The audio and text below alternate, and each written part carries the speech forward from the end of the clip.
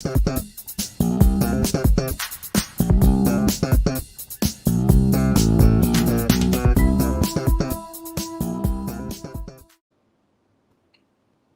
welcome into the East County Prep Football Preview Show for the CIF Quarterfinals. Dave, what a night in the opening round of the playoffs in the East County.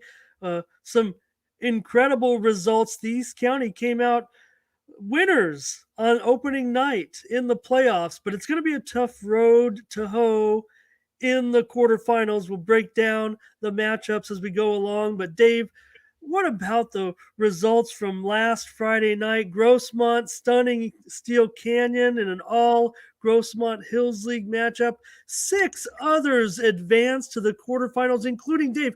Road teams, Granite Hills, Christian, El Cajon Valley on the road. Meanwhile, El Capitan and Santana needed thrilling overtime finishes to advance. And oh, by the way, West Hills wins again. Last but not least of the winners, right? But some of the other results maybe were more interesting. West Hills went out there and did it with confidence and pizzazz, and they're going to be in a great matchup. So we'll break down these games. I want to ask you about all of our playoff matchups, but you were out there at a couple of the games last week, and you've been memorizing these teams all up and down right now as we approach these games. What about last week?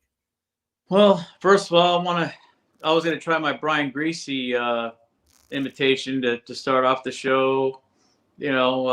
Twist my pen around about 1 billion times. Just wonder if you ever noticed that too. Anyhow, I thought he was a great quarterback, by the way.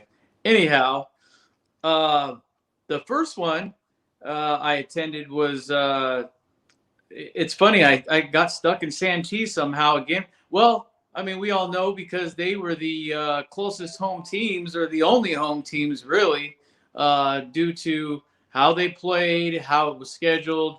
But I'll tell you, I thought Santana looked a little worrisome early on, but it was very similar.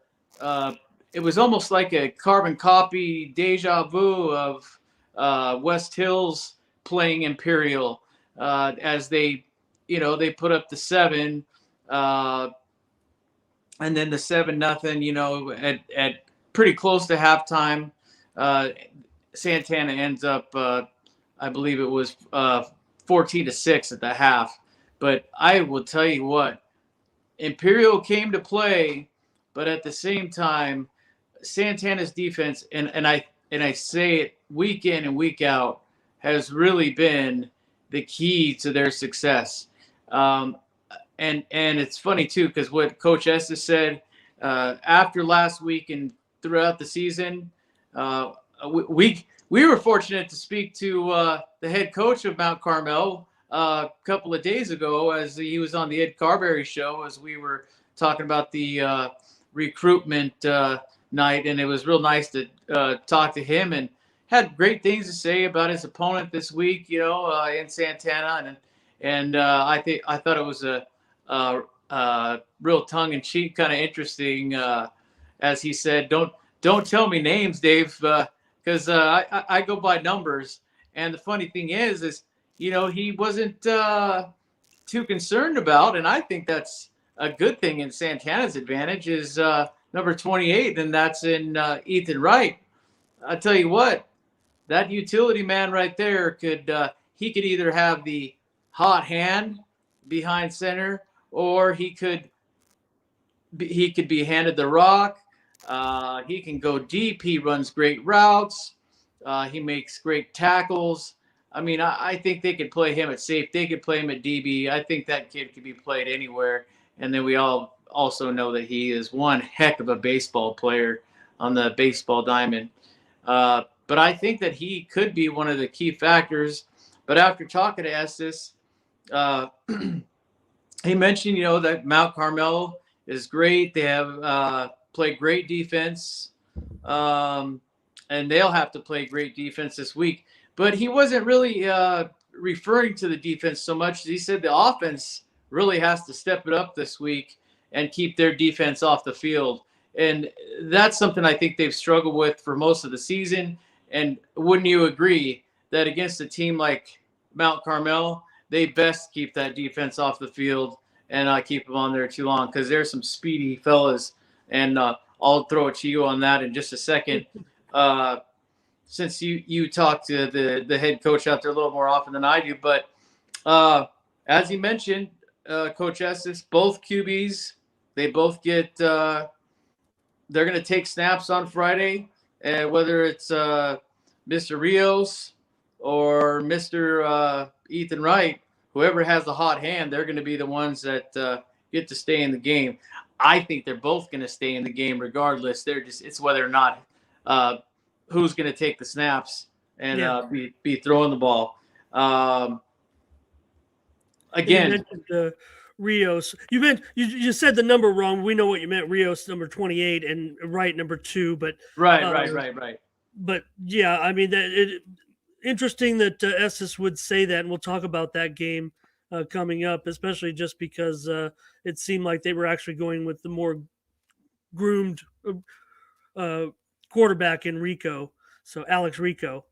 But we'll talk about that game too, Dave. Just an incredible night, and you were there, and you also went over to West Hills and saw them really take care of business in their matchup. I mean, Santana needed 3 overtimes, which is 6 possessions, but West Hills did it with precision against Bonita Vista. Even though it was 41-28, West Hills really dominated.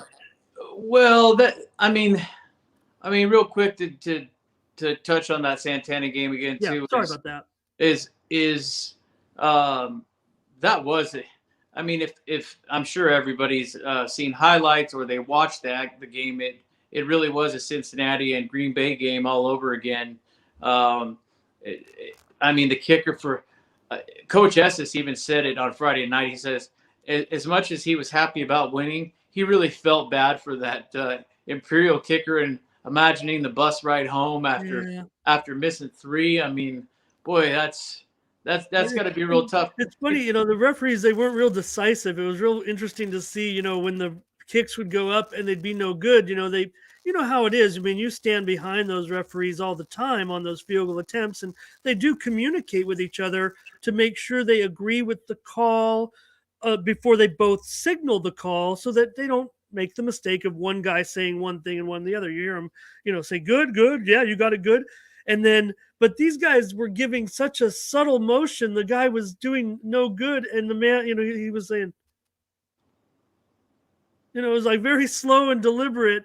And it made everyone just on the edge of their seat on both sidelines. It was awkward, but, they're right under the goalpost. And Jackson Scott, Dave, second game-winning field goal of the year for Jackson. He kind of bookended it there. The winner against Coronado and then the winner against the Tigers. Yeah, interestingly enough, too, if you recall, too, wasn't it 3 overtimes with Coronado too? I believe so. So that's a little odd, but interesting statistic. I'm sure that one will be remembered and be in the archives for people to pull for many years to come. But I remember some of Coach Estes' his quotes were mainly crazy and weird. He must have said that a couple of times, because he said, I had left the game. It was 14-6 at the half. Santana was clearly dominating, playing actually pretty decent offense, and defense playing their typical lights out. I mean, I think, for them to play as well as they did, and for it to come down to 3 overtimes. I mean, David Friedman, we all know that he's one of the big fellas out there that can make some serious plays. Lucas Nash can play on both sides too, making a couple of tackles, making a couple of runs. I just think that these guys I think they're ready to go, but they got a tough task ahead of them. Let's put it this way: they're no Imperial, and That's a fact. I mean, Be interesting to get your take on all of these matchups. I am interested because I know there are going to be some teams that you're going to be, you know, showing your East County allegiance, and I might be willing to maybe take some of these home teams. But look what happened last week with those road teams, and we'll talk about them all as we get rolling. Let's get in. You go ahead. Well, I was just going to touch real quick on the West Hills game. It's funny you mentioned that. They didn't really cruise, and you look They at the looked great. I mean, Bonita Vista's still a good team, Dave, but Bonita Vista kind of did their damage late, didn't they? Yeah, then that's the thing. If you saw Coach Ash's post game, he said they pretty much dominated, and he knew they were going to be playing some big. And I'll tell you, that defensive line in Bonita Vista, boy, some of those boys they tower some of those defenders on the West Hills side. Okay. So it looked a little intimidating, but I think that's what's been the story the whole year for the Wolfpack is, that defense, they're not scared of anreally, and they're senior heavy too, so they played against bigger teams like that. They know what they're doing. It's a fine-tuned machine. I think I've mentioned that several times, and they know what they're supposed to do. They know where they're supposed to be. They don't commit too many penalties, and they have great communication, and they don't. If anything, they're causing the turnovers. They're not turning the ball over. Yeah, the weird thing was real late, as you saw in the interview, they did have a couple of backs that got loose for some big chunks, and one of them ended up being a touchdown by a back. He found a hole, maybe missed two tacklers, and then he was off to the races.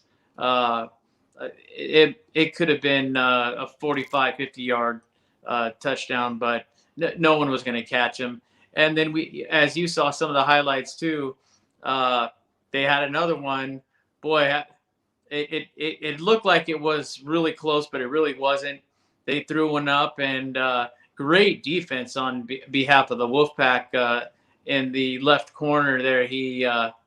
Or it'd be your right corner, and they both went up for the ball, but Bonita Vista, the receiver, came down with the ball, but sorry, he clearly had 1 foot out when he came down with it. So great call by the officiating. The officiating was actually pretty decent, and but funny thing is, not funny for the Pack, but next play they just had. I mean, they only had a couple of yards to get into the end zone, and with those big boys up front, they just sent that runner right back in there and picked up the touchdown. So one play later. So yeah, they were late, made it look a little more respectable.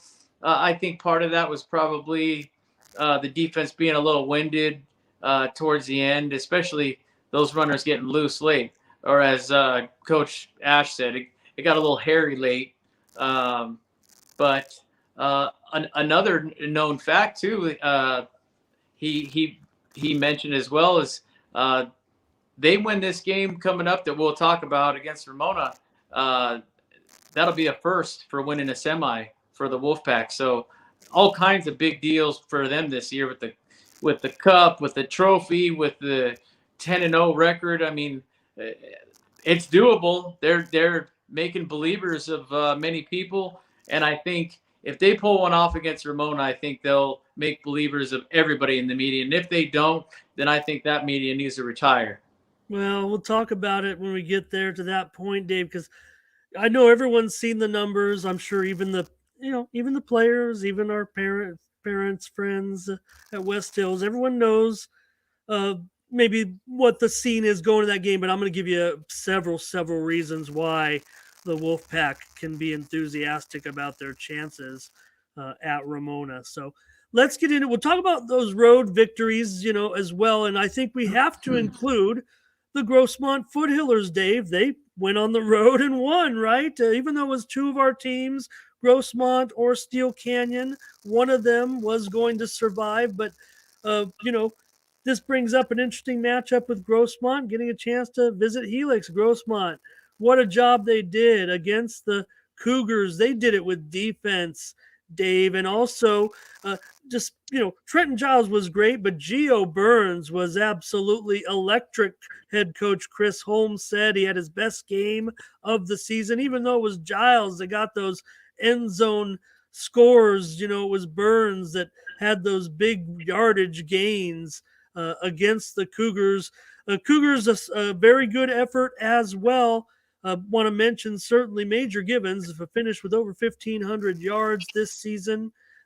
He was voted to the All Grossmont Hills League first team, as was offensive lineman Logan Hicks. I also want to mention the Defensive Player of the Year in the Grossmont Hills League was Adrian Shargaloff, the junior. So a great honor for Adrian. Also, more Cougars named the Grossmont Hills first team: Nathaniel Gillis, Keanu Pettiford, and Spencer Campillo. That's all I have. We haven't heard from even though I believe the voting has probably taken place in both leagues. We don't have the lists yet. I don't know if we'll get those. But anyway, Dave, the Cougars a great season, but Grossmont gets it done on the road, and they're going to go up against Helix. And I'll leave it to you at this point.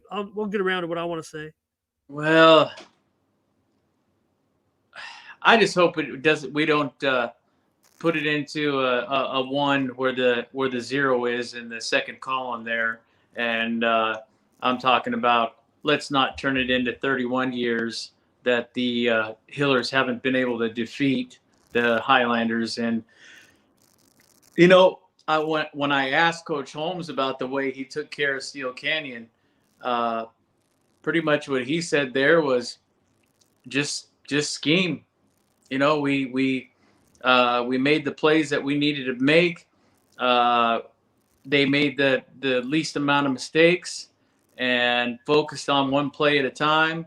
And you know what? They did it was all about execution. They executed better than not to take anything away from Steel Canyon, but they executed their plays much better. I think they didn't really come out with anything too much different than they showed the week before, and it wasn't any trick plays, nothing like that. As Coach Holmes mentioned as well, it was just players making plays. If there was a team that was going to will themselves to win, it was the Grossmont Foothillers, and doing it right there in Spring Valley and Spring Valley Hamul, if you want to pick a city. They're right there on the border, of course. But an amazing win. I think that really gave Grossmont some energy that they can take into this game against Helix. And if they can carry that same energy in there, who knows? But the first thing I would say to Coach Holmes is, how are you going to stop Chris Washington? You have to stop Washington. Yeah, Gibbons still had a big night, his best night of the season, I believe. 250 yards rushing, I believe, on the night. So, I would think that Washington and Grossmont still had its woes rushing, but it was Joe Garcia that was the big hero, Dave. He's the one that kicked the go-ahead field goal with 40 seconds left. Garcia, it was only his second made field goal this season. He probably didn't have quite the season he wanted to field goal wise, but he made every extra point he attempted this season. 22 for 22. And of course, give everyone's, talking about the guts that Coach Longerbone showed and going for that fake field goal. I mean, look, it was there, and I know that Martinez, he threw a nice pass too. You practice it. They did it as well as they could do it. It was actually, there was a little bit of heat coverage on the back, and maybe Martinez thought he had to throw the ball a little farther, and it was overthrown just a little bit, but it was well executed. If there was a time for a play, for a fake field goal, that was it. It made perfect sense for the Cougars at that point, even though they have one of the strongest legs. It was going to be a pretty long field goal, but it was well thought out, well executed. They almost pulled it off. Instead, Grossmont gets the victory. Christian Espino had that 55, 58-yard interception return. It was a no score early until the second quarter when Espino did that. Gibbons had a couple of scores for Steel Canyon. Then Giles scored on a touchdown run in the fourth quarter. Also, the Cougars got to the 1 yard line I believe it was in the second quarter, and the Foothillers turned them away. A big night for the Foothiller defense as far as, keeping them low, 14 points. That got it done. So that's the kind of effort they're going to need if they want to beat Helix. They're going to need to hold Helix, right, Dave, to probably 4 touchdowns or less, I would guess. Well, I think that if they couldn't contain Gibbons, they have an even taller order with Washington, and nothing to take away from Gibbons, but everybody in the league knows, and everybody in San Diego County knows that Chris Washington is a bowling ball. Not only a bowling ball, but he's also he's just a pure runner, and he's very hard to take down. He's slithery. He's just one of the best backs. I think he's honestly, in my opinion, he's probably one of the best backs since Reggie Bush for as far as Helix is concerned. Noah had all those yards though too. Noah set the records for yardage just recently, but this Chris seems more. He's just so explosive, and the speed that he has once he gets going too. It's really hard to catch that guy, but because he is able to go through so many defenses and pretty much carve them up. Really, I think that's made Ryland Jesse's his game real easy. I mean, he's not having to throw much, and if he does, little play action here and there, couple of screens, pick up some underneath stuff. I mean, that's all they really have to do, and I'm sure that I wouldn't be surprised if Helix goes, tests out, and I know Jesse's definitely capable of it. I wouldn't be surprised if he goes deep a couple of times just to keep that secondary honest for the Hillers. Why not? And, keep them on their feet because they know what they're going to do. They're going to stack the box more than likely, like everybody tries to do against Washington. But let's not always give him all the credit. That Helix offensive line needs to also get some credit for creating those holes and blocking so well, and some of their wideouts as well. So well, watch out for Xavier Van of Helix. He might be able to be that explosive, deep player that you're looking for if the Highlanders are going to stretch it out a little bit, which they might be able to do. But still, we want to give Grossmont credit for what they did. These two teams just had this kind of the same scenario, Dave. Just back in 2018, Helix had defeated Grossmont 27-0 in the regular season. They came back in the playoffs, and Helix won 68-7. You might remember that just a few years ago. Helix beat up on Grossmont in the playoffs. So a lot will be made. I think you'll even hear people talk about the Musket. I don't know, but I don't believe this is a Musket game. I'm not going to talk about the Musket. You mentioned the years, and now it's 26 straight games over those 30 years after the first meeting this season, which was a close game, Dave. As far as the score is concerned, Helix really dictated everything in the 29-14 win over Grossmont. They had the lead all the way, and Grossmont, I believe, scored on the end. But this is not the regular season game. I don't believe this. Helix, you know what? If Grossmont finds a way, Helix just might hand it over anyways. Well, I'll tell you what. I believe after seeing the teams that Grossmont did beat, I know they've been defeated quite a few times, but after I seeing the teams that they were not supposed to beat, which accounts for most of their wins, with the exception of Sweetwater, uh, they beat a Granite Hills team that was pretty hot that came in heavily favored into their house, and boy, did they have a game against. I mean, deep offensively and defensively, created turnovers. I think that was probably the best game of the regular season anyway. And then what they were able to do was Steel Canyon recently, second game of the season against El Camino, shocking El Camino, which, you know, they started off, I believe it was 2-0 because they were able to knock off a heavily favored El Camino team. And I'm trying to think. Yeah, so Steel Canyon, El Camino, and I think now when it comes to Helix, why not? You know, like you said, it's the playoffs, and they get in recent years that those big scores and everything. But you know, as all coaches say at this point of the season, they're both 1-0. Yeah. Or so why not? Why Right. couldn't if any year? I think if any year there could be a shocker, because we've had some shockers against Steel Canyon and against El Camino, why not have a third time against the Helix Highlanders? And with that being said, I'm going to go out on a small branch, and I'm going to say Grossmont wins on the road for the first time in the, and we'll just say Musket year still, by a point.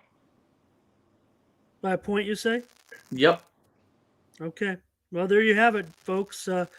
Dave Dickens, the son of the great Grossmont foothiller sports writer Bill Dickens, picks Grossmont. He picks the Grossmont foothillers to defeat the Helix Highlanders on that broken limb. And what a prognostication, Dave. Obviously Helix are, maybe only 3 touchdown favorites if you go by those computers. And like I said, it was just a 2-score game. I don't know if this is if that 1 year type of season. I think that was a great win. A confidence boosting win at Steel Canyon, because you got to equate. Look, the order shook back to where it's been, right? Over in the Hills League, is with, if you think about it, Helix, and then Steel Canyon had kind of moved ahead of Grossmont and Granite Hills again. Granite Hills had the tough league season. They fell to the bottom of the standings. But Grossmont, which has had some interesting games with Steel Canyon in the past, played Steel Canyon in the playoffs in the past, kind of like this scenario where you play the same team twice. Not that equates when you have this personnel, but they went in there and beat Steel Canyon, a team that has that confidence of beating Helix just a couple years ago as well. So that's what I think you might be getting at with that. Of course, that being said, I think Helix can get that 3 touchdown victory. So let's and I know which game you're talking about, where Steel Canyon really came out at Helix. Yep. Yeah. And they did the same thing at home too, though, against Helix. Boy, they came out like they were just pumped up and went up, I think, 3 scores. And boy, it took an injury to get them all hyped up. And next thing you knew, in Highlander style, they came back and took it to them. And Steel Canyon didn't have an answer for them. But I think there's just something about this. Let's not look at the total record. There's just something about the will of the Grossmont Hillers. And you know what? If they play that defense, if they play a tighter defense and really tighten up that line, and not rely so much on the backside, I think they have to beat them up front. Well, again, I don't know if we harp on it. I don't know if it's a storyline, if it's a talking point. The running back, 3 yards rushing in the game 3 yards rushing in the game against the Cougars. So We've been talking about it all season long. Right. They don't Well, I'm have sure it's a concern for them too, but after a while, don't you just scrap it? I mean, yes, you have to hand off the ball, but Giles, the way they're designing things now, they're trying to get the ball to the players however they can, right? So after a while, don't you just yes, I mean you're gonna have to hand the ball off once in a while to try to keep some balance, but in the back of your mind, you're like, we don't even want to run the ball at this point. Let's just try to get the ball to the players as best we can. Uh, they well, moved the ball well. Burns was spectacular in the game. It was his best game.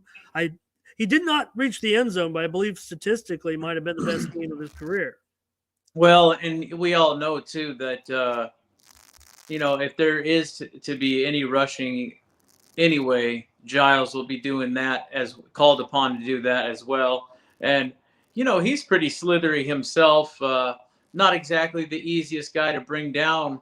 And I think he's pretty fast for a quarterback and of his size.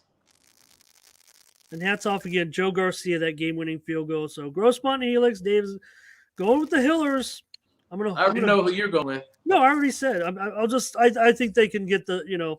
I think Helix can get the 3 touchdown margin. And okay, let's move on, Dave. To your Granite Hills Eagles are going to go take on the Madison Warhawks and the Eagles. Wow, Zach Darling, the 95-yard touchdown run in the fourth quarter. The Eagles led 10-7 at halftime.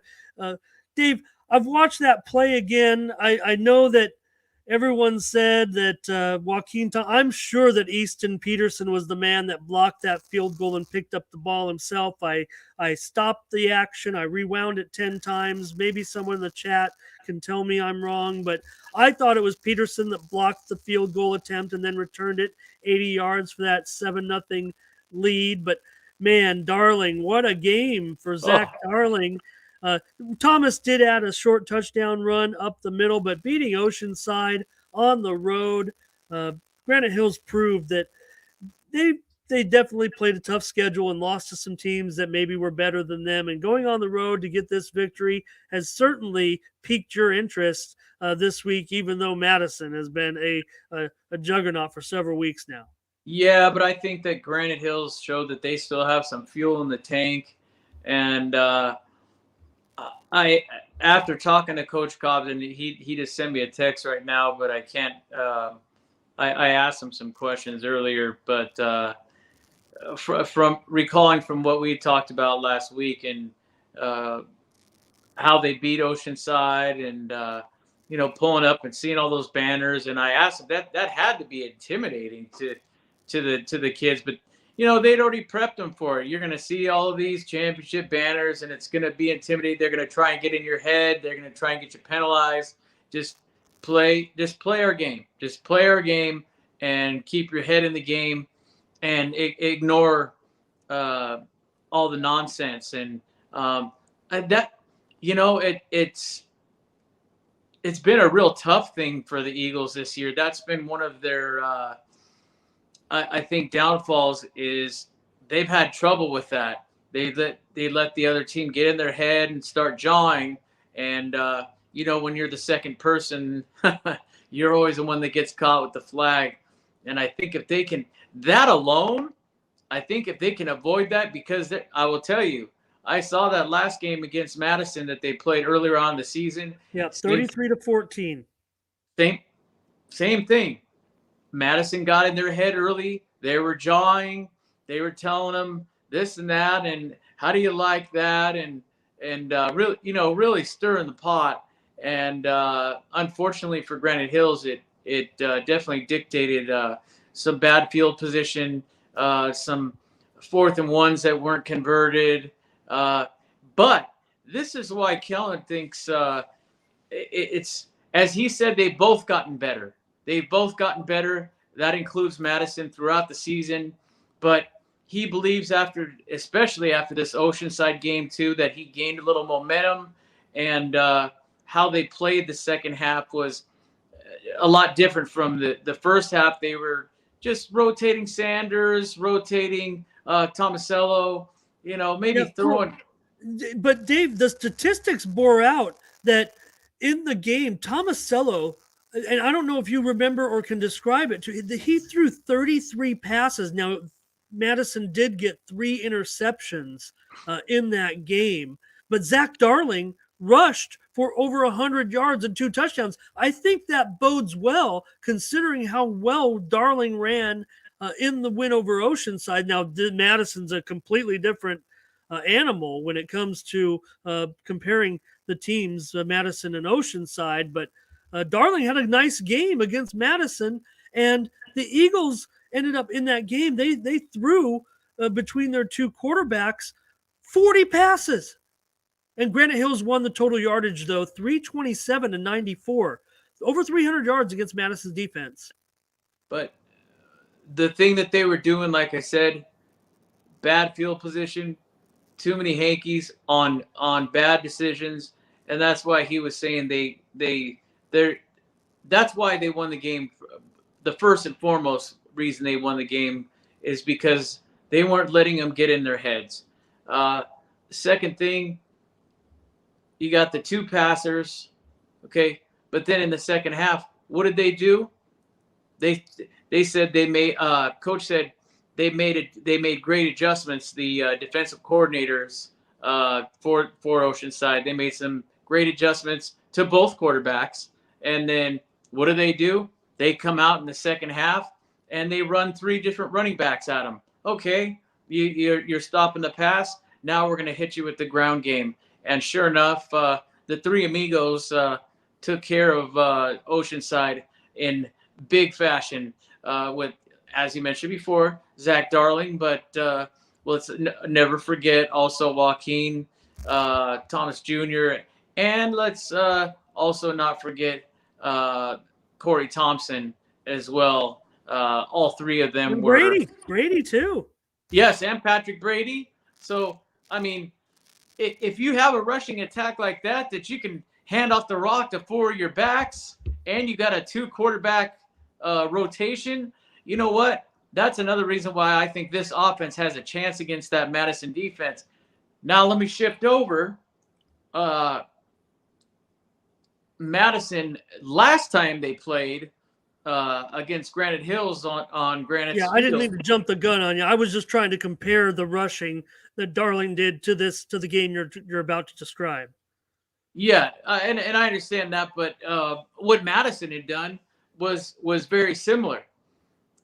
They were not really. If you look at the passing yards and the passing attempts from Madison, they weren't throwing the ball hardly at all. They left most of it to the ground game, and they were more interested in controlling the clock. They were moving the ball quite well, getting it in chunks. Nothing to write home about. I mean, they weren't making very many big, huge runs on that defense because the defense was playing decent in spite of the points. But they were beating them with the clock, and they're beating them down by wearing them down. And I think that's what ultimately lost the game for Granite Hills in that one. But if you look at the passing yards and the attempts, not much. And you didn't see him throw the ball very much. And I think what it was is, as Coach Kellen and I were talking about, is the lack of confidence must have been in his arm at the time. Right. But this was way back in like week, 2 or 3, right? I want to say it was week 3. It was right after they beat Valhalla 62-0, and they played Poway at the first game. So yeah, it was the 3rd game of the season.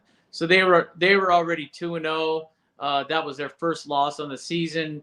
But I really think at first I was thinking Madison and looking at the rankings and everything, but it's not the same Oceanside team either. However, they did go on the road and they did have an impressive win. A lot of naysayers on that one. They thought they'd go on the road and they would come home empty-handed, but Granite Hills had a good system. They switched things around and played great defense. Let's not forget as well. So Zach Burton, Jordan Glaze. Like I said, I haven't seen those all league lists, but if Zach Burton and Jordan Glaze aren't first teamers, I'm sure they are. they did a great job stopping the runners of the Pirates. Yeah, so with that being said, you look at the formula they use there. I'm sure that Madison's studying that as well. Of course they are. But I think the Eagles bring more firepower than they did and a better game plan if they follow that similar game plan than early on in the season.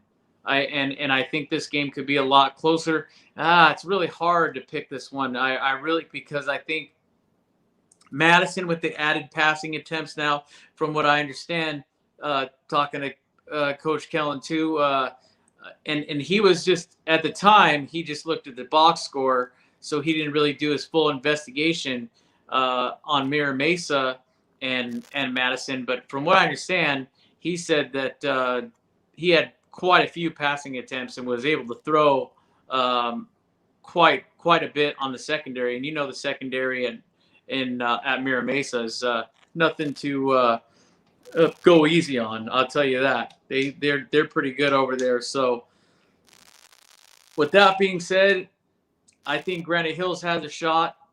They have to go on the road, and I'm sure it'll be very similar to the crowd that showed up to Valley Stadium, because there's plenty of Warhawk fans that filled that stadium as well. It should probably be pretty similar at Madison. Everything being said, comparing apples to apples, is there a little bit of me wanting them to win? Yes, but I really do think that if they go with that same game plan, I think Granite Hills can will that themselves to win, and I wouldn't be surprised if it ended up with a 2-point conversion and a successful, Kellen, I hope you're listening, a successful 2-point conversion that would make up for that Steel Canyon 2-point conversion, and against Madison to beat Madison by 2. Well, I'll be Mr. Boring Stat Guy, and I'll say that the Warhawks will keep it close to the spread. They'll win it by a couple of touchdowns against the Eagles. No, sir. I think the Eagles. Dave, I thought a great story that Cobbs relayed to you was the play of Rowdy Williams. He came up, Yes. played several games now with the Eagles, and they already had a great offensive line, but he really is. Coach said he was just moving guys, and I believe he's a sophomore, right? Correct. Yep. He said he was really impressed because he was kind of concerned. You lose some good linemen you've been playing with most of the season, but you saw what was mentioned too. I mean, Granite Hills has a great program for that reason. They're able to draw from. They know the same. They have the same verbiage. They have this pretty similar plays, all the same systems. So like a college program where they can just pluck them from freshmen to sophomores and bring them up from the JV and stick them in there. And hey, look, he stuck them in there one game. Sophomore steps up and he's protecting your quarterbacks and moving defensive linemen on from promotion side. I think you did a heck of a job. So great job and a shout out to Rowdy for sure. Fantastic. Well, but Dave, I'll wrap it up, and I take Madison, so I hope I'm wrong there. But we mentioned that Oceanside and Granite Hills, they met in that 1975 championship, and it was interesting because these two teams, Granite Hills and Madison, met in the 1975 quarterfinals. The quarterfinals of that at that time, the AA division, that was the biggest division. Remember, there was only AA and A at that time. There was only two divisions, and Granite Hills met Madison at Aztec Bowl. Granite Hills won that one, of course, 32-14. That's why they advanced. But anyways, root for the Eagles. I definitely think they have great talent. Madison's got some spectacular talent, really spectacular young talent, and that's why they've risen so. I want to say rapidly, but I mean all the way up to number 6 in the poll. All right, let's move on, Dave.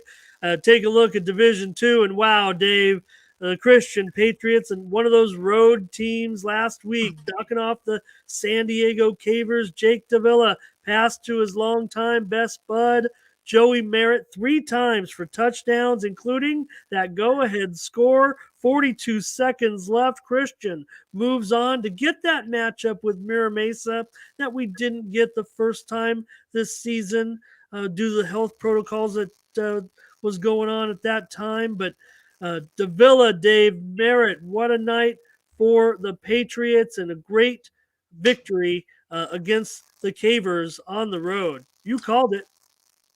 Yes, sir. And I actually got. It's funny. I'm working with a former Santana Sultan from offensive line from a couple years back. From the team that lost to Sarah when they were Sarah in the championship, and he said you did call it, and he was amazed, and he said, you know what you guys wrote or what Coach Mitchell says about number 5 and Joey Merritt. He says I will concur. He is the best athlete out on that field. And he said, and I'm saying for both teams. And San Diego Cavers have great players, but he said, watching that guy play and play every position that he does, he said, that guy is the real deal. And now I understand why Coach Mitchell, and this is an old Santana guy, that he says, I understand now why he's always raving about him. So, I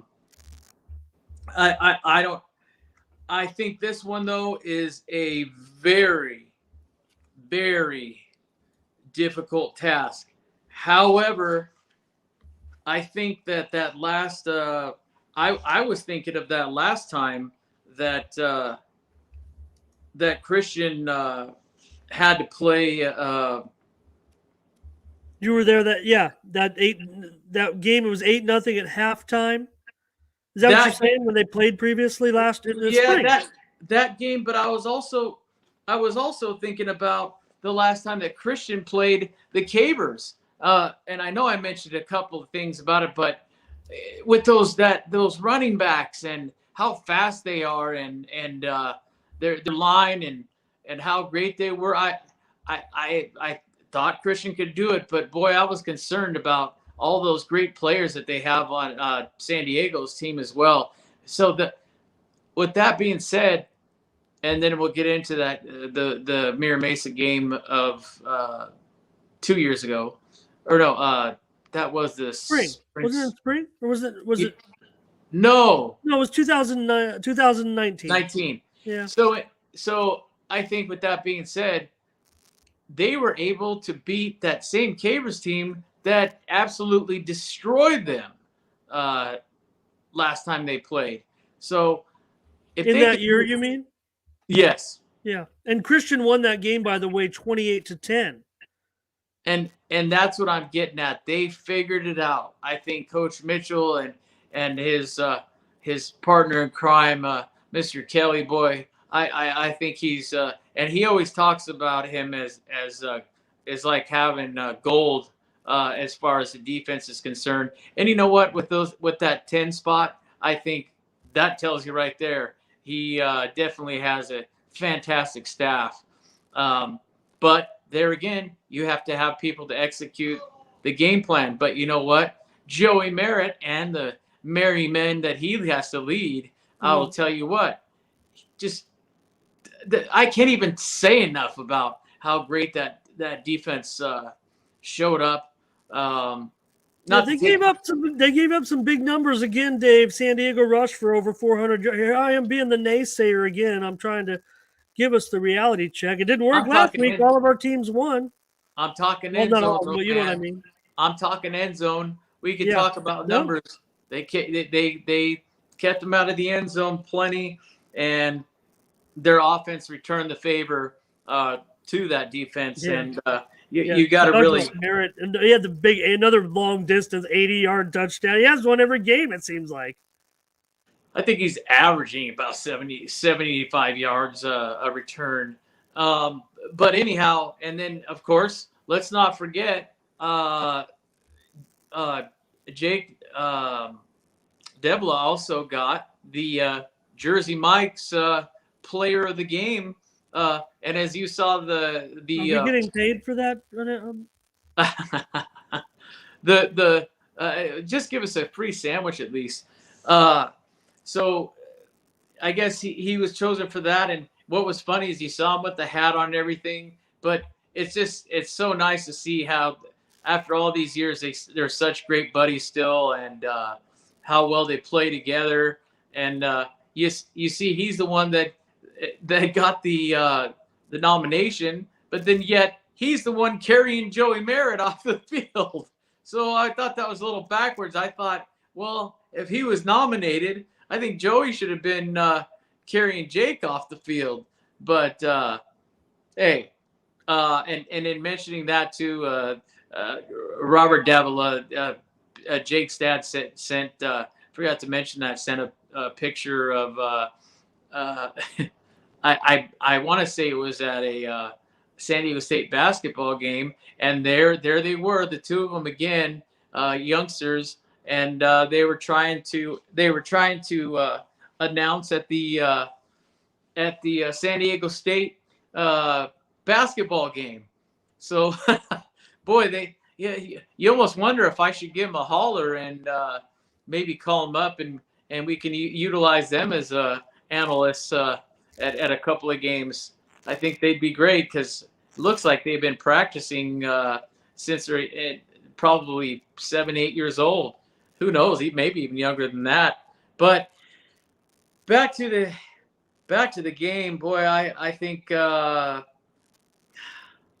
against a Mira Mesa team like that, I don't want to say that coach is being generic on it, but I think he just makes a good point.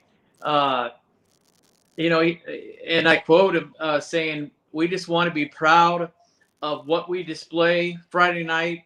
The results will take care of themselves." Very similar to what he said last week. They proved that they can fight through all 4 quarters against a very good San Diego team. Mira Mesa is deserving of the number 1 seed. Again, typical Coach Mitchell, always giving credit where credit is due.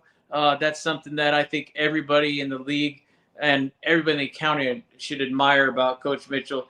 Definitely not a prideful individual, very humble. And that they're extremely well coached, extremely talented, and proven that they can play with anyone in the county. Playoffs are a new season, though, as we talked about earlier with the Grossmont and Helix. So they're going to give them everything that they've got. And at the end of all that, though, he says he'll take his guys over anybody. And you know what? With that being said, and a head coach being very firm about that, he knows that they're a great team. But I know, and you know, that between Pat Kelly and Coach Danny Mitchell, they're going to have a fantastic game plan. So, Mira Mesa, you better watch out. We know you're the number 1 seed, but the Patriots are coming in hot, and they just beat a hot San Diego Cavers team that's sitting at home, and they're going to be watching the PPR a little earlier than the Christian Patriots. Yeah. And don't give Christian the ball last, Dave. That's all. Don't let them have the ball with just needing a score with these guys. They look like they know what they're doing in the 2-minute drill. I mean, Davila was near flawless on that drive after the Cavers took that 28-24 lead. Yeah, and you know what? I think it would be key, and even right down to the coin toss, I think that Christian needs to defer. I mean, absolutely. To get down to the coin toss, I think it's actually a vital component in a matchup like this. And some will still say that Mira Mesa is not on just a mission to win playoff games and win a championship for themselves, but this is also for Coach Well, Thompson. I mean, look, I mean, we're not. I don't think it's burying the lead at all. I don't think it, if it's even a sidebar. I mean, I still think it's a key talking point of the matchup anytime you're facing Mira Mesa this year. But still, I mean, their losses. Mira Mesa lost to Helix, they lost to Madison, and they lost to that Loyola team up in LA. Those are three respectable losses. We know Christian's losses stood Yeah, out. and but let's not forget. And since we're talking on that topic, let's think about some of the teams that they beat up in Orange County, though. Some St. Margaret's and some teams that were heavily favored, and uh, they lost to Santa Fe Christian, but they played their tails off. I think that was more of a probably one of their worst losses, though, but a great team. So they didn't lose really to any slouches this year. They kept up with Scripps Ranch, for crying out loud. Uh, I mean, let's think about teams like that. So I think they can keep right up with Mira Mesa. They can keep up with Scripps Ranch. They did get beat by La Jolla, so these weren't bad teams that they were beaten by either. So No, but Mira Mesa still champions of the Eastern League. Christian finished fourth in the league. Now, again, these two teams, Christian didn't get their chance to play Mira Mesa. Not that that would have made any difference, but here's the thing: we talked about it. I don't remember if the game was canceled after we did our show or before, but remember this, Dave. We mentioned the Christian win 28-10 in 2019. Christian also won in 2018, 54-25 at Valley Stadium, and of course, Christian won in the spring season at Valley Stadium 30-14. So Christian has the series edge. I mean, I like to look at those things because programs are programs. true. Again, like you said, it's really not just a sidebar. However, though, with Coach Tompy Thompson, Yeah. uh, and really more than a playoff game and more than moving on and winning a championship. But I also, just because that's the case, and just because Christian finished fourth, I think the Eastern League was one of the toughest leagues to play in at or for Division Two this season. So Christian's no slouch either. They've beaten some very fine programs. So with that being said, uh, you always say, I'm a little more sympathetic to the East County teams. But just because, you know what, I want to stir up the Patriots some more. So you know what? Sorry, Coach. I'm going to, just because I hope that stirs up the guys, I'm going to go Mira Mesa by a touchdown. Okay. Well, I'm also going to go with Mira Mason. I'm going to take him by a field goal. I was hoping you would pick Christian because I thought you were going to maybe go clean sweep of the East teams, but I understand, Mira Mesa. I don't know, it's certainly a sidebar. People are always going to talk about, playing with passion and heart. I mean, every team, does that to a certain extent, but you don't know until you're experiencing it, right? I mean, the true emotions of what Mira Mesa has gone through this season, and win or lose. I mean, I just feel so uh, proud of them and what they've accomplished. And they have great talent too, and I think that's why they'll beat Christian. Like I said, the things that bother me about Christian's resume are, you know, basically the way who they've lost to and the way they lost in those games. It's funny when they lost, they seem to lose kind of convincingly in a Right. way. So if they stay in the game, they're in it. If they're in this game all the way, I'm not saying they're a team that maybe their style of play doesn't allow for them to keep up or stay in game. That doesn't seem to make sense because they have, some explosive guys. But I think they're. I think that they are very resilient. It's actually tough for me to pick Mira Mesa, but I'm surprised. don't be surprised. My buddy JC. I'm sure he's going to have quite a few catches, but let's not forget about Hunter Providence too, because you know what? He usually is leading with receptions in most of those uh, offensive games. Whether he scores or not, it's a whole different ball game. But he does get a lot of those. He's targeted quite often, um, and you know, whether you put a cast on him or if you had a cast on his leg, Jake has shown such resilience too. That kid can throw the ball no matter what you do to him, and let's not forget that he can run when he's pressured as well. He can get out of that pocket and get you a first down as Yeah. well.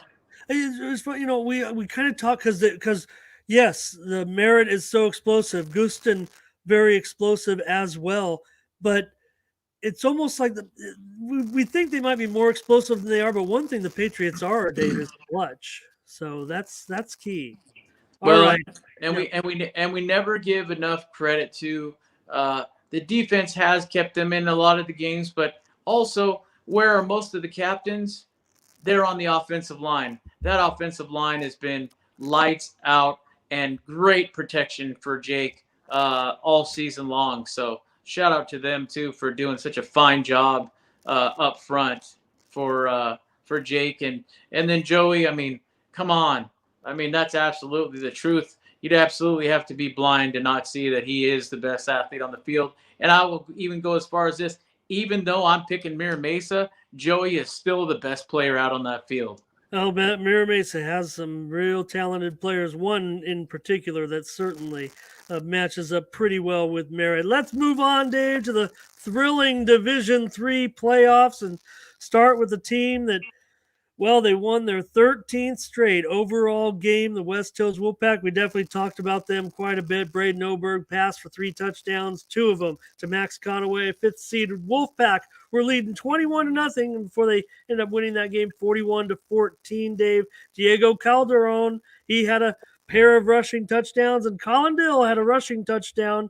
Dylan Snyder had the other touchdown for the Wolfpack. The Barons did make it I believe like a 2-score game with just over 3 minutes to play. So they did get back into it. The leads were 21-0 and 41-14, Dave, is all I'm saying about how I thought the Wolfpack really dominated. But I'll clear up what I'm going to say after you're done about why West Hills has a bigger chance than the computers. I'll say it now. I mean, I know everyone's seen it, and we're tossing out these computer spreads, but certainly the computers in this one have Ramona by 3 touchdowns or more. I can tell you, I was And a actually 4-5 game, nonetheless. Go ahead.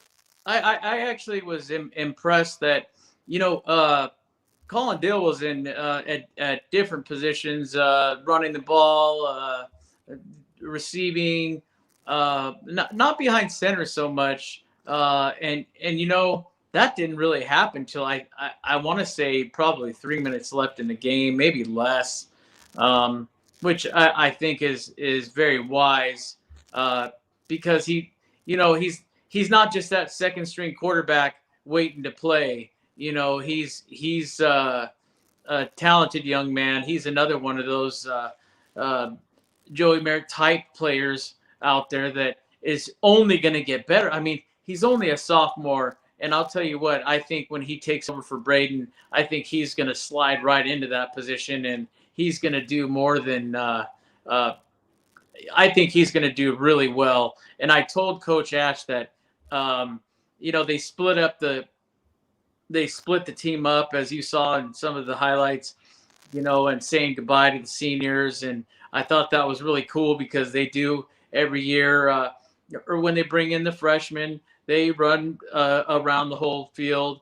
And then again, they do it when they are seniors in the last game that they play on that field.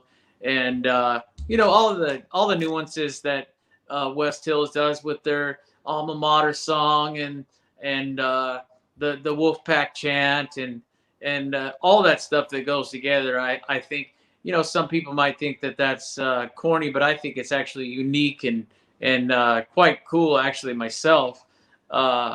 But at any rate, it shows me that they have a lot of spirit over there, and you heard it in the stands anyway. And then you got the gentleman that likes that has the Wolfpack flag out, and then he's had the 9-0, he's had the 10-0 flag out, and the 11-0 flag out. Uh, just all the aesthetics that go into what goes on over there, and but for Diego and Colin to step up again, uh, the underclassmen playing so well, and showing what they're going to be able to do, and we should see the Wolfpack uh, pretty impressive for the next couple of years, I think. But let's not take it away from those seniors, especially on the defensive side. I mean, we can never forget Mr. Mbimbo. Trevor's he's always doing something and wreaking havoc, as far as his defense, and Jake Partington, and Max is playing some great defense as well, but now he's getting back into the groove of playing offense, and his size too is so great. I think he's more like a tight end, the way that he runs, and he's the way his stature, just running people over, really. And funny thing is, I talked to Coach Tim Berry of the Wolfpack basketball team, and I said, are you still waiting for any football players in particular? He said there's 3, and I'm really missing Conaway and Partington right now. I could really use them come tip off, and you can see why, obviously, and right off the bat, especially Conaway. But Partington did some great things too. So they're obviously multi-letter players, and but anyway, it just was real neat how they separated them, and Coach Ash talked about how they need to build, and just saying goodbye to the field for the seniors, that they wouldn't be playing on that field ever again. So it was kind of, as Braden Oberg put it, bittersweet, a little sad, but at the same time, they're still moving on. They're still 11-0, and I think they did great with the South Bay. They did great with their league opponents. I think Ramona is a tall order, the Bulldogs, but really the most that I've seen is they got a real speedy gentleman out of the backfield. But I think if you shore them up with that defense, and that defense is something special, and you keep them from running to the outside, and you keep him running inside, I think they can contain him.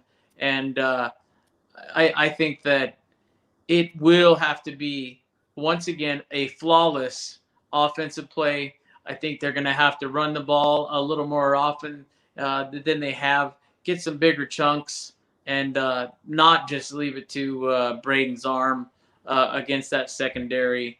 I think they're going to have to mix it up quite a bit, and the defense is really going to have to play flawless. But Dylan Freund had a sack in the win over Bonita Vista. Dave, look, here's some of the things that you can take into consideration before you make your pick. And this might be, even though all these games are kind of tough, and I'm teased you about the bias. I mean, I don't see what the algorithm does here in this one. Look, West Hills obviously passes the eye test. They're the number 12 ranked team in the county in the media poll, while Ramona did not attract any attention from the voters in the media poll. So also, you take a look at the records. Obviously, West Hills, that's a big intimidating factor. You got that 0 right there on the end of that, right? So maybe here's the thing, Dave. West Hills, you mentioned it. They're looking for their first semifinal. 10 straight appearances in the quarterfinals, and West Hills has never been able to get beyond this point. So maybe that's where you're putting on the brakes a little bit if you feel like you don't know if the Wolfpack can carry this. But listen, they say in Ramona especially, it's tough to go up the hill, right? It's tough climbing the mountain, as they say when you go to take on the Bulldogs. But that's not necessarily the case, Dave. This century, Ramona is just 8-10 in the postseason. And listen to this one. This was about 15 years ago. This little streak started, but they had losses in consecutive years in the quarterfinals to Valhalla, Mount Miguel, and Steel Canyon twice. So all Grossmont Conference opponents knocking off Ramona in this round. So I think that was kind of interesting to me. The teams met in this situation. West Hills went to Ramona in 2012 in the CIF quarterfinals, lost that game 41-14, and that's kind of what the computers are kind of saying this one looks like as well, Dave. That West Hills team had a pretty good defense too.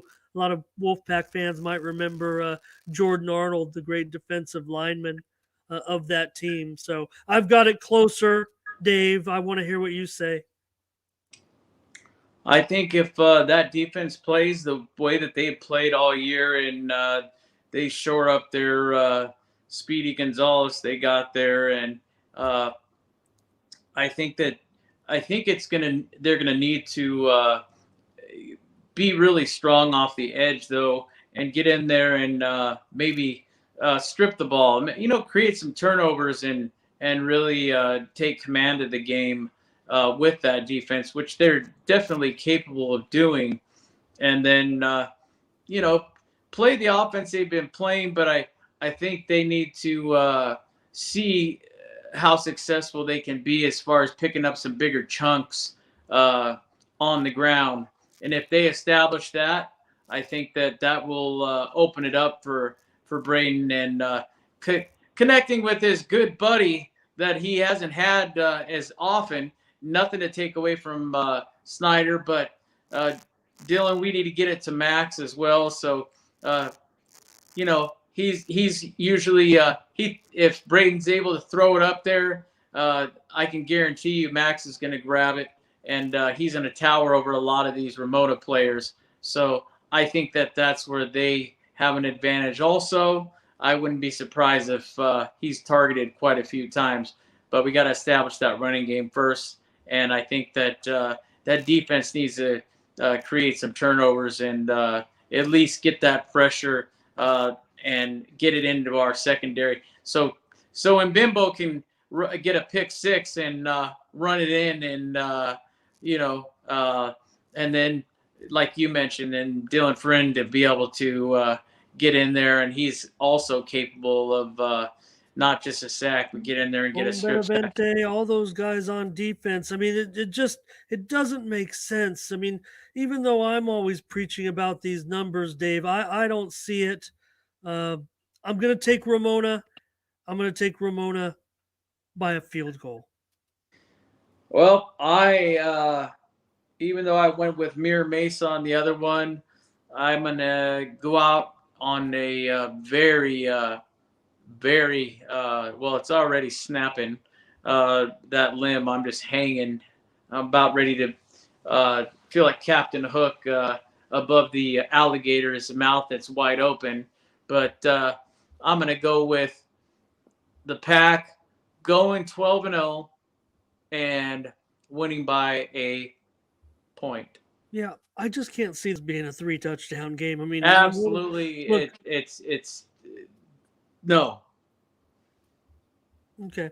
Well, like Ramona also they're much like we talked about the tough opponents that Mira Mesa had. Ramona also played tough opponents. I mean, they're the champions of the Valley League, and their losses were all to pretty strong programs: Poway, Madison, and but interesting. They did lose to Oceanside, and that was considered a bad loss. I mean, Oceanside obviously ended up pretty decent, but Well, this thing about Grand Hills just knocked them off, so that tells you a little no, something. no. I'm just saying that I don't think the computers are often too wrong, but I think here they are. But I still lean towards the home team. That's what I do a lot in the playoffs. So, okay, you know, I'm not making a lot of friends here. And look, we got another tough one we got to talk about. Another team that's yes, these Division 3 teams. It's just turned into a great tournament. Imagine if these great teams that are probably the quality of Division 1 teams weren't here. We'd have all the top teams, but the modern day Catholic Crusaders are 8-0. They're ranked number 4 in the county by the media poll. They're second seeded, interestingly, here in Division 3. And they're going to take on the El Capitan Vaqueros, Dave. Savion Yokley brought the Vaqueros back from a 28-19 halftime deficit. They win a thrilling game in overtime over Orange Glen. Yokley scored a rushing touchdown in the second half. He had that interception that was about the 5-yard line to stop an Orange Glen drive, and then he scored that rushing touchdown in overtime for the victory. He led a masterful drive to tie the game in the fourth quarter, passing it right over the middle to Julian May, who took it in. Not only that, he had a couple of interceptions, and so did his brother. Dave, El Capitan, they look great. They're fun to watch. It was a fun game. I mean, they gave up some big plays, and Modern Day's got really generational talent right now. They look like they're going to be a great program for years to come, the way they have developed this situation. But this might be the best they're going to get. They've got just a great team, and they're pretty big favorites against El Capitan. Dave, I don't want to tell you how many they're favored by. I'm pretty sure they're favored by at least 4 touchdowns. But Modern Day has just been a powerhouse. They're just a phenomenal team. And I think, like you said, they're going to be great for many years. And the funny thing is El Capitan has played Modern Day quite a few times. They've matched up in the last couple of years as well, going to Modern Day. All close games. Yeah. And that's the thing. I think I want to say it was either 18 or 19 that they played real close. And I believe there was I recall it was a bad call. I remember Coach Berner talking about a really horrendous call. I think it was the 2018 game. It was 37-35.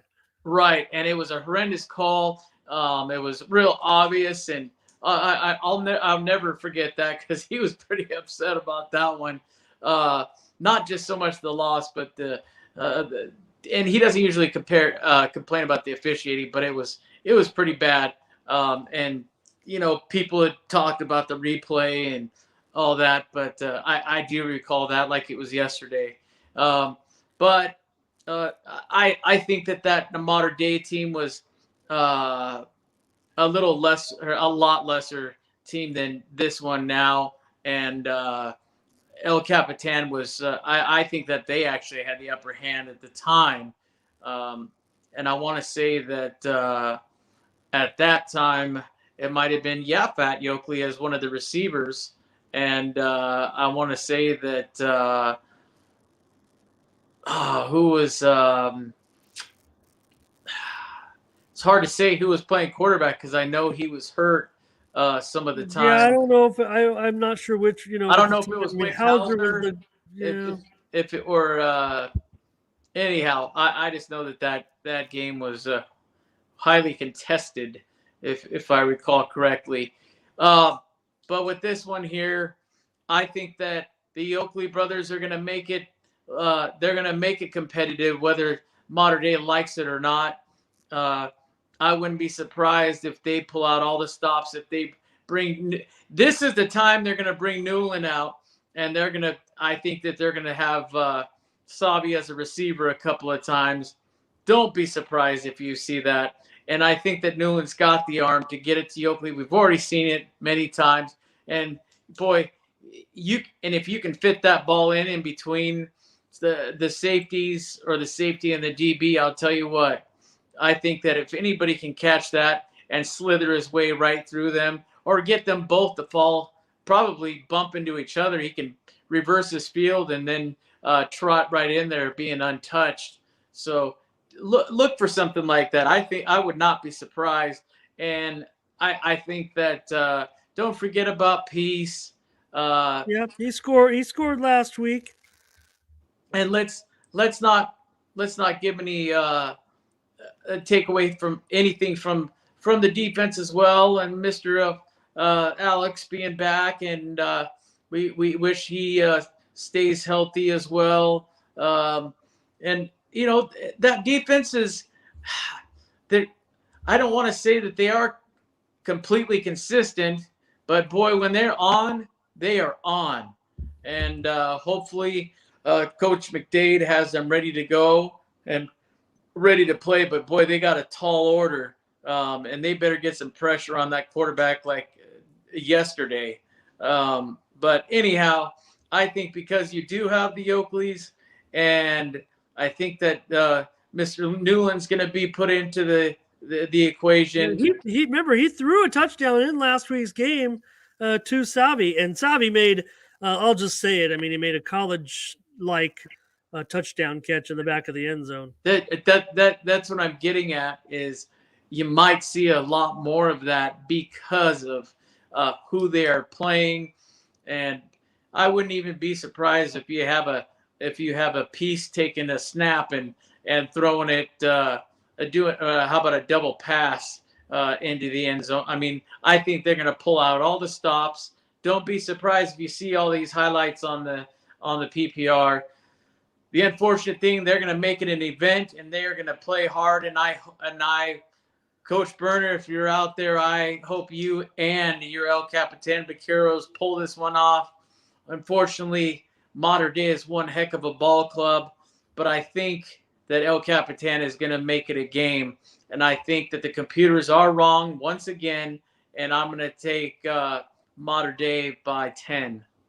Yeah, the computer does have them, even five touchdowns maybe. That's ludicrous. Yeah. Well, you look back at that game, Yaphet Yokley, you're right, Dave. He did score. He had a 75-yard spectacular touchdown in that game. Mater Dei was good. They were real good. I mean, they had Trevor Appleman, Aiden Calvert on that team. That was a very, very good team. So, look, El Capitan on that night, also Donnie Green had 200 yards of all-purpose yardage. So they're going to need contributions from all over, and they're probably going to have to try to keep the ball as well in this one.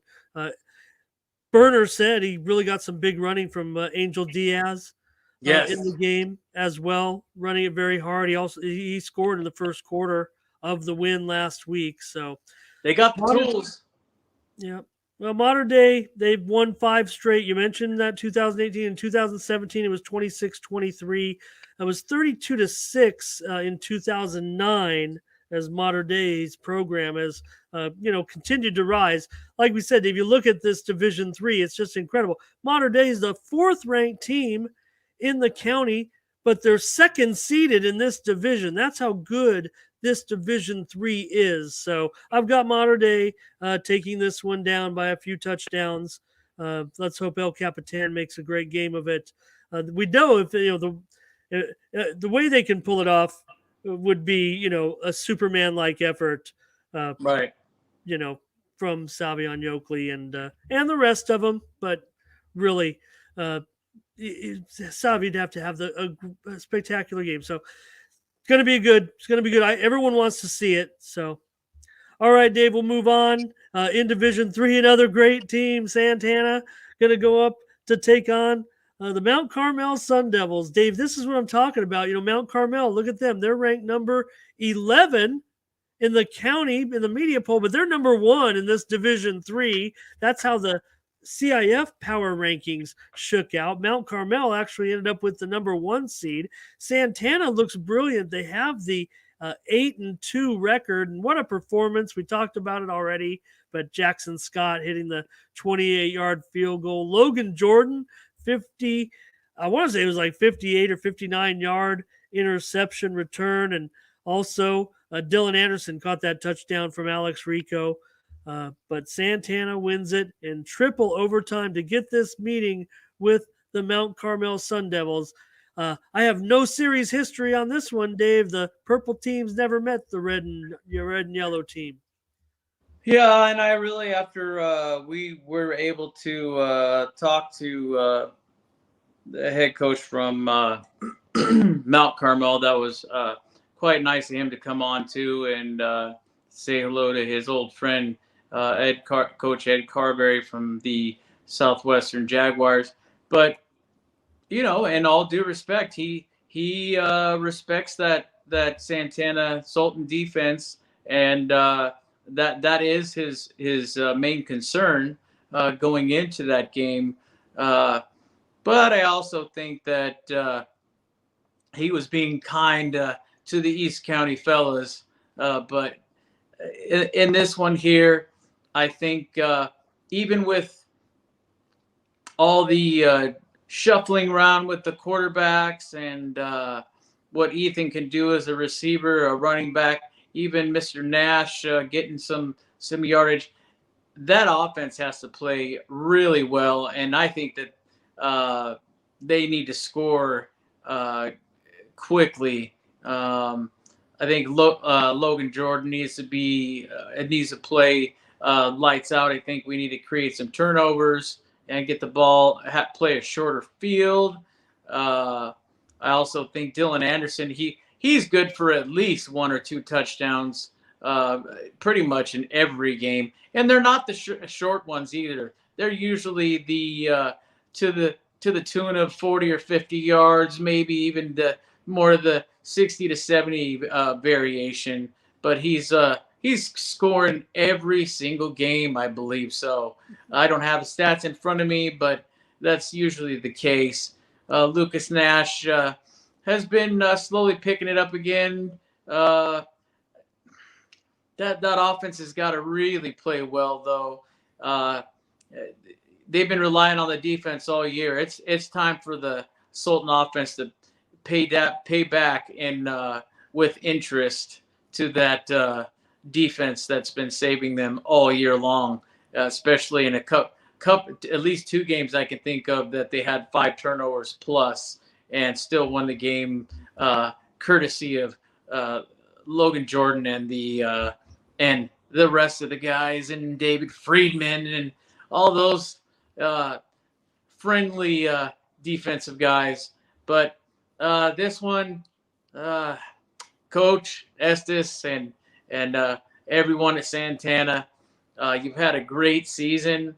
But I think going on the road to play a Mount Carmel team like this and seeing them a couple of times on the PPR and looking at the stats, it's a really tall order for the Purple Eaters to take care of those Devils. So I'm looking at Mount Carmel. The computers probably have something like 5 touchdowns or 4 or 5 touchdowns, but I'm going to say Santana plays them well because of their defense. Might even get a couple of turnovers, but I'm going to take Mount Carmel by 14. Yeah, for head coach Drew Wessling and the Mount Carmel Sun Devils, a really great situation for him to fall into. You think about Coach Wessling, he won the 3 titles at Hilltop, and we teased him on the show.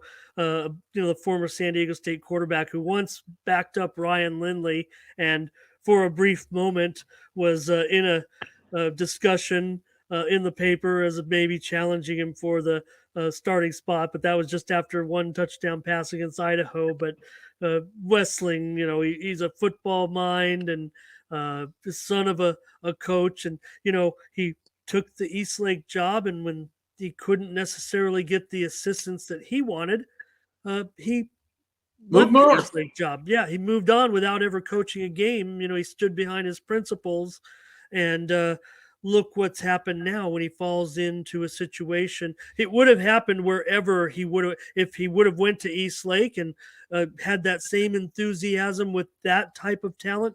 They're already Eastlake, already a great program, but they would have continued to thrive and grow just like he's taken this Mount Carmel program, which is lower in class as far as like the rating system is concerned, but they're moving on up after this year, right? I mean, they got the incredible 9-1 record. They're ranked, they were undefeated for quite a while, and then they're ranked close to the top 10. Maybe they're in the top 10 now. So Right. I definitely have Mount Carmel winning this one. I got Mount Carmel winning this one by maybe 3 scores.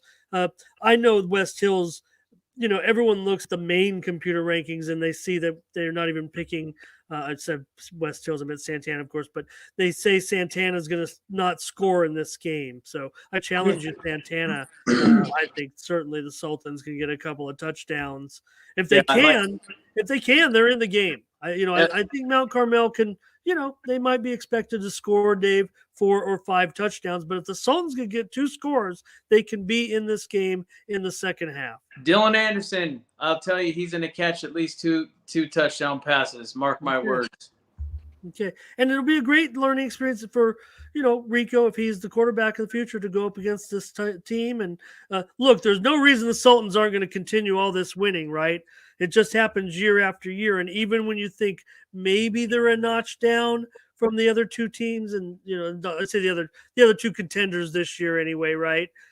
They still find a way to knock everybody else off and give those other teams a Santana battle. So right. The Sultans aren't going anywhere, and this will be a great game to draw experience on and maybe even win. And we know they can win in the playoffs too. I mean, they've proven that as well.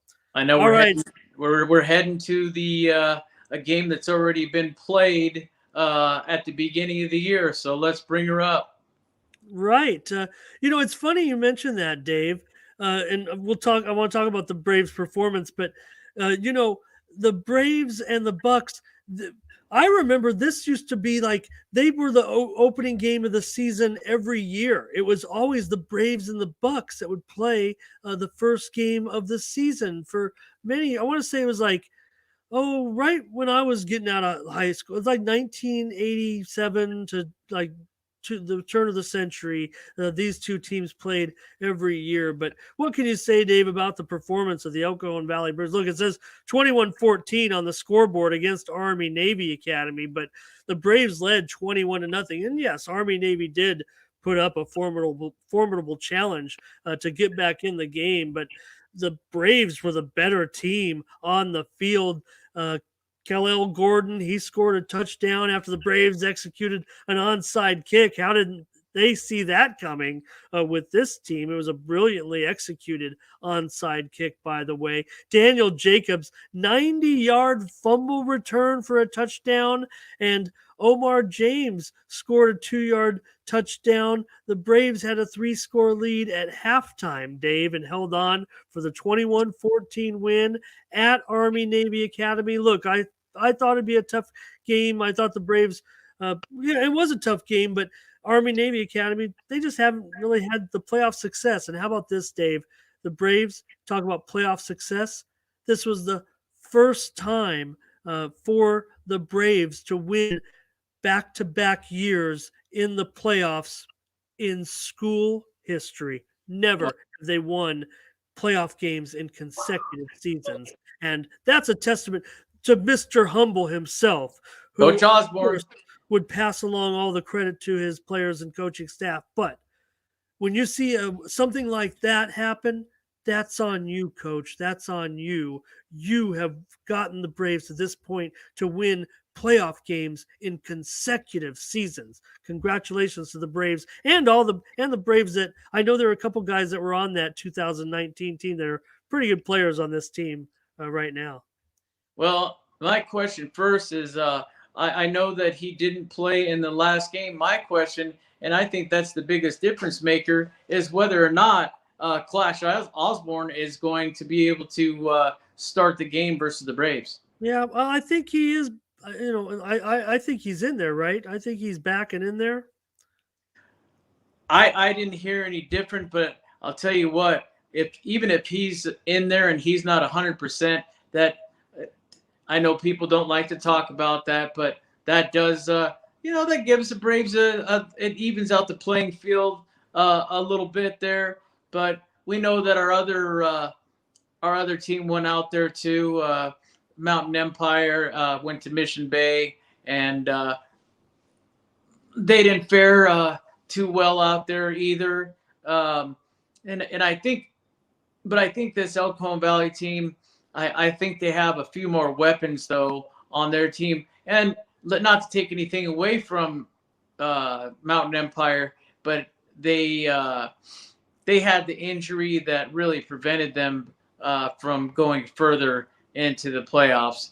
But with this El Cajon Valley team, if you got a Kal-El and you have who you have behind center, I think that the sky's the limit. Here's the thing, though. You're the defense for the El Cajon Valley Braves. You need to dig in, and you need to knock that offensive line on their tail ends, and you need to get in there, and you need to get to Mr. Osborne, because if you don't, you better have your secondary ready to go and making some picks. I think the key thing for the Braves, not only that, they need to play some flawless secondary, and they need to cause some turnovers, pressure them up front, rely on their secondary, and I think they need to cause at least 2 or 3 turnovers in order to even out the playing field. I do think, though, on offense, I think that Kal-El still, even though they are playing against a good Mission Bay team, I think that he'll still score at least a pair of touchdowns against this defense. I saw Christian. It's apples and oranges, but I saw Christian put up, I believe it was 40 points against that defense. So let's just say, hey, El Cajon Valley, the way that they're playing right now, the high tempo they're playing at right now, I think that they're capable of scoring 21 points against the defense. But with that being said, they need to really shut down Clash Out Osborne, and that's a tough task to ask for, because even the Patriots in the second half of that game that they played at Valley Stadium, I believe it was, I want to say they scored 3 times against that Patriot defense. So Braves have got their hands full. This is, I think Mission Bay is the only team in the division that really poses the biggest threat to the Braves. They took care of Mission Bay. I think they win the division, to be quite frank. Well, Osborne passed for 4 touchdowns in the season-ending victory over Hoover, so he missed some time earlier in the season with an injury, but I believe he is back and healthy for this game. But Dave, if you want turnovers, I mean, we lament some of these teams and their inability to force turnovers. The Braves forced 5 turnovers in their victory last week over Army and Navy Academy, including Paris Dixon, who had his 5th interception of the season, which is one of the top numbers in the county. So you want a guy who can maybe make a difference in the secondary against a high-flying quarterback like Clash Osborne, and I'll give you Paris Dixon to do that. So I think the Braves know that they can be competitive even after the 48-0 loss against Mission Bay. Yeah, that was week 1. Yeah, that was what I was going to bring up. I mean, they were knocking off the rust. I almost want to. I mean, you can't erase a game, but they were really rusty. The funny thing is they came out running right away, and they went typical Brave style. They went right down the field, marched down there. Yeah, and then they eventually were stopped, and well, we know the rest of the story was all Mission Bay. You meant I'm sorry. Yeah, Yeah, but they did have one drive. They started off and they drove it right down the field, and I want to say they got it almost down to, I'm going to say maybe the 4-yard line, and the goal line defense for Mission Bay was able to stop them on, I want to say, 4 straight attempts. They didn't go for the field goal, which why would they if you're that close? But they were great in the red zone. So I think that El Cajon's going to have to, they might have to sling it around. and Gordon needs to get some couple of blocks, and he needs to have those big runs, nothing short. We need to play big, and you know what? Maybe and I think they're capable of doing it. Why not speed up the game a little bit too? Maybe some no huddle. Let's go. Let's fling it around and let's wear down that Mission Bay defense. Take advantage of them. Why not? I think that's a good game plan as well. But I'm not the coach. That's up to Coach Cliff and Coach Osborne. I think they will put together a fantastic game plan. But great, you know what? I think that Elkhorn Valley across the board has played. The record doesn't show, but they have played great football all season long. I think within to change maybe 3 or 4 plays in each game, and they very well could have been 8-2 to at the end of the season, maybe 7-3, and then of course 8-3 at this point. So a reverse of what you see there in parentheses, but they competed pretty much with all the teams that they did play. Mission Bay was their worst loss of the season, and every other game they were in every other game. So hopefully they can turn that around and kind of march in there with their heads held high after beating Army Navy. And with that being said, though, Coach Osborne, Coach Cliff, Elkhorn Valley Braves, Jesse, you're playing great, and you mentioned Dixon, you're playing great too, Cal Gordon. I wish you guys all the best, but unfortunately, at home, Mission Bay, and the way I just clashed out Osborne, and it's funny too. Coach Mitchell talked about him when they played him, and he said it at that game that he thought Mission Bay would win the division for sure. So with that being said, I'm going to say Mission Bay by 10.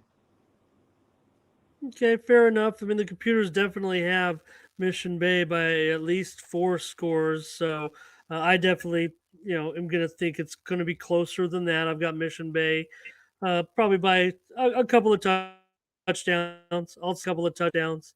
Uh, I think that the Braves look. Remember, Dave, you mentioned that first game. The Bucks have a receiver, Jacob Sloan. He scored I think 4 touchdowns in the first half from Osborne. So, just if you could just stop that tough connection right there, right? That might help. But anyways, Dave, these teams have met in the playoffs before. It was way back in 1974. Mission Bay won 26-8 at El Cajon Valley, and I've got the Bucks winning by a couple of touchdowns. All right. And Dave, real quick before we get out of here, just want to mention hats off to our other playoff teams. Mount Miguel, they lost 26-20 to La Jolla Country Day. They rallied from a 20-7 deficit. They tied the score at 20 before losing by 6 points. Sweetwater, the Sweeties weren't too kind to Valhalla. They led 40-0 at halftime and led 60-0 at one point. Before winning 73-6. And Dave, the Division 5 game, Crawford did shut out Mountain Empire 19-0. What can you tell us about the Red Hawks game? Yeah, like they said, it was just the injury bug all season long, and I think Corey Van would have been the difference, and Larry Clark pretty much carrying the load on both sides of the ball. And I think, eventually you run out of gas. I think with a healthy Red Hawks team next year, they'll definitely go further next year with the healthy team.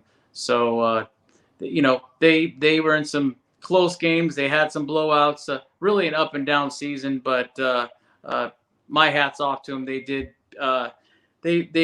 they tried, and considering all their injuries, they played tough. Larry Clark, I think, should be one of the players of the year on that squad for sure.